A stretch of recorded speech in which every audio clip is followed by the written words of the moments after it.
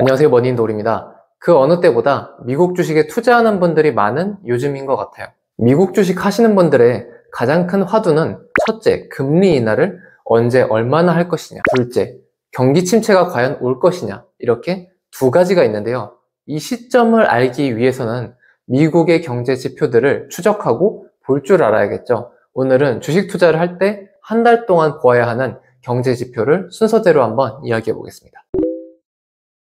먼저 매달 첫 번째 주에는 두 가지 중요한 지표가 기다리고 있어요.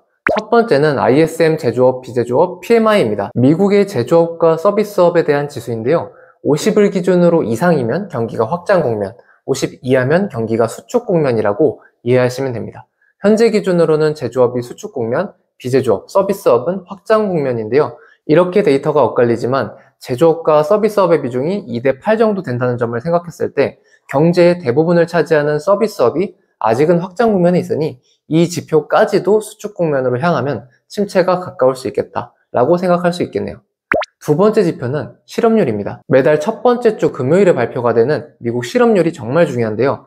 수요일에 발표되는 ADP 비농업 고용지수를 통해 미리 어느 정도 가늠해 볼 수도 있습니다. 실업률은 통상 4%를 중립으로 보고 그 이상은 수축 국면으로 보기는 합니다만 4.5% 안쪽이면 그렇게 심각한 수준은 아니라는 게 일반적인 인식이에요.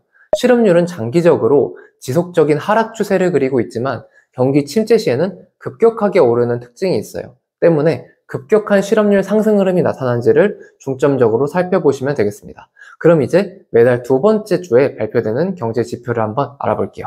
가장 중요한 지표는 CPI 소비자 물가 지수입니다. 일반적으로 연간 목표 물가 상승률을 2%로 잡아놓고 있기 때문에 이 수치가 2%에 얼마나 가깝게 유지시키는가가 포인트입니다. 2%에 가깝게 떨어지거나 2%를 초과해서 떨어지는 경우에는 금리를 인하해서 경기를 부양할 확률이 높고 CPI 수치가 시장의 예상보다 높게 된다면 금리 인하가 아닌 동결이나 인상할 확률이 상승하게 됩니다.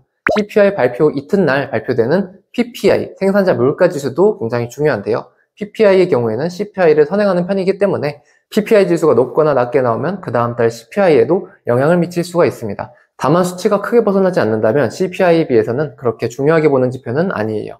그리고 매달 15일 전후로 발표되는 소매 판매도 굉장히 중요한 지표인데요. 미국은 소비의 국가입니다. GDP의 70%를 차지하는 게 소비인데 이 소매 판매는 전체 개인 지출의 3분의 1가량을 차지해요. 때문에 미국의 소비 여력이 여전한지 침체하지는 않는지를 살펴볼 수 있는 중요한 지표입니다. 매달 발표되는 마지막 주 지표들을 한번 살펴볼 텐데요. 먼저 GDP 성장률입니다. 마지막 주 목요일에 보통 발표가 되는데 GDP라는 게 그 국가의 경제 성적표와 같죠. 성장에 관한 가장 직관적인 지표이기 때문에 성장이 너무 꺾이지는 않는지도 알아볼 수 있는 중요한 지표가 되겠습니다. 그리고 무엇보다도 PCE 개인 소비 지출이라는 지표가 있는데요. 미국의 연준에서 2% 물가 목표를 달성하는데 가장 중요하게 보는 지표가 이 PCE 지표입니다. 그만큼 중요한 지표인데 CPI가 더 빨리 나오는 지표여서 시장에서는 CPI와 PPI를 통해서 PCE를 어느 정도 예상하곤 합니다. 자, 이렇게 월 초부터 월 말까지 보아야 하는 경제 지표들을 소개해 보았는데요.